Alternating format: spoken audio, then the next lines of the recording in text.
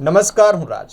આપ જોઈ રહ્યા છો સ્પાર્ક ટુડેનું. સુરતમાં કેન્દ્રીય જળશક્તિ મંત્રી અને નવસારીના સાંસદ સી.આર. પાટીલના જન્મદિવસ નિમિત્તે વિવિધ સેવા કાર્યક્રમો હાથ ધરવામાં આવ્યા છે, જેમાં મોટી સંખ્યામાં યુવાનો અને નાગરિકોએ હાજરી આપી માનવ સેવા સાથે સમાજ જાગૃતિનો સંદેશ આપ્યો છે. સુરતના લિંબાયત વિસ્તારમાં કેન્દ્રીય જળમંત્રી અને નવસારીના સાંસદ સી.આર. પાટીલના જન્મદિવસ નિમિત્તે વિવિધ સેવાકીય કાર્યક્રમો યોજાયા હતા. કાર્યક્રમ અંતર્ગત રક્તદાન શિબિર, મેડિકલ કેમ્પ તેમજ આઈ ચેકઅપ કેમ્પનું આયોજન કરવામાં આવ્યું હતું. આ કાર્યક્રમમાં મોટી સંખ્યામાં યુવાનો અને નાગરિકોએ ભાગ લઈ રક્તદાન કરી માનવ સેવા આપી હતી. ઉપરાંત વિધવા બહેનોને અનાજ કીટનું વિતરણ કરી સહાયનો પ્રયાસ કરવામાં આવ્યો હતો.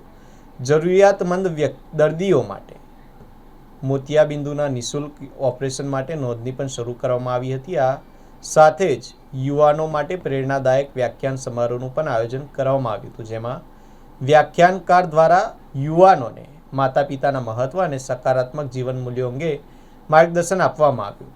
કાર્યક્રમમાં ધારાસભ્યો, આગેવાનો અને નગરસેવકો સહિત અંદાજે 6 થી 7 હજાર જેટલા યુવાનો, માતા પિતા અને નાગરિકો મોટી સંખ્યામાં ઉપસ્થિત રહ્યા હતા. કાર્યક્રમ દરમિયાન સમાજના આગેવાનો વિશેષ ઉપસ્થિત રહ્યા હતા, જેમાં સ્વર્ગસ્થ વિક્રમસિંહજી શેખાવતને શ્રદ્ધાંજલિ પણ અર્પણ કરાઈ હતી. સમગ્ર કાર્યક્રમ દ્વારા સેવા, સંસ્કાર અને સમાજ જાગૃતિનો સંદેશ આપવામાં આવ્યો.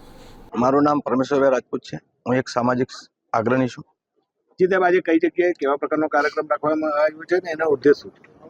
અમારા લોકલાડીલા આદરણીય જલશક્તિ મંત્રી શ્રીમાન આદરણીય પાટીલ સાહેબ એમના જન્મદિવસના ઉપલક્ષ્ય પર આ એક ભવ્ય દિવ્ય કાર્યક્રમ આયોજન કરવામાં આવ્યું છે.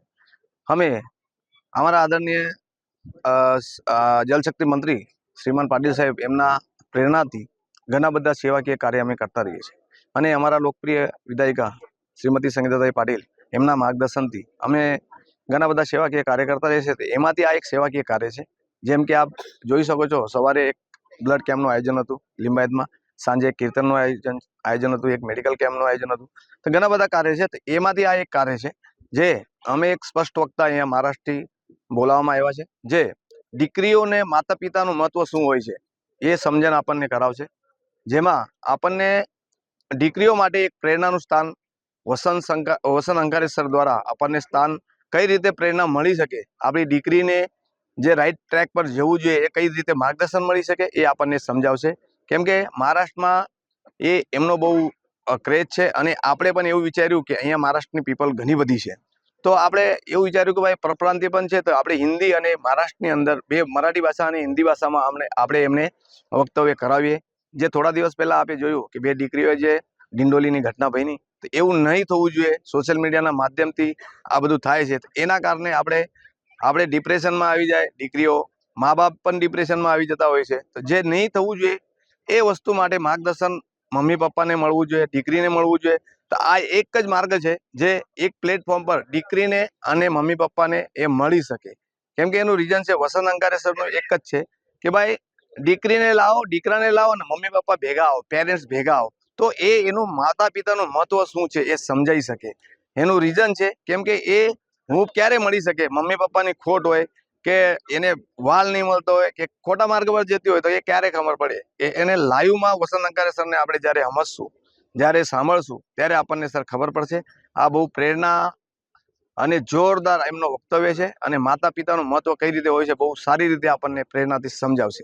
આ કાર્યક્રમ અમે ગયા વર્ષે પણ રાખેલો હતો, તો પણ હું તો એવું નિવેદન કરીશ કે દરેક સ્કૂલવાળાને કે ભાઈ 10મા અને 12મા ધોરણના જે કઈ વિદ્યાર્થીઓ છે, દીકરીઓ છે, દીકરાઓ છે, એમના માટે પ્રેરણા માટે એક માર્ગદર્શન સારું મળે, એના માટે હું દરેક સ્કૂલવાળાને નિવેદન કરીશ કે આવો કાર્યક્રમ તમે રાખો. જે વસંત અંકારે સર છે, બહુ સારા સારા વક્તાઓ છે આપણી પાસે, કે મોટિવેશન આપી શકે કે આવી ઘટનાઓ બીજી વાર નહીં થાય અને સમાજમાં જાગૃતતા આવે, એવા સંદેશો આપણે આપી શકે. તો આપણે દરેક કાર્યક્રમો કરતા જ હોય છે. કીર્તન કરીએ, સપ્તાહ કરીએ, શિવપુરાણ કરીએ, રામચરિત્ર માનસ કરીએ, દરેક કાર્યક્રમો થાય છે, અમે કરીએ જ છે. તો અમે એવું વિચાર કર્યો કે ભાઈ અલગ કઈ કાર્યક્રમ થવું જોઈએ, સમાજને બોધ મળવો જોઈએ કે દીકરીઓને દીકરાઓને હૂંફ મળે, માતા પિતાને એનું મહત્વ સમજાય, એ રીતનો આ એક કાર્યક્રમ છે.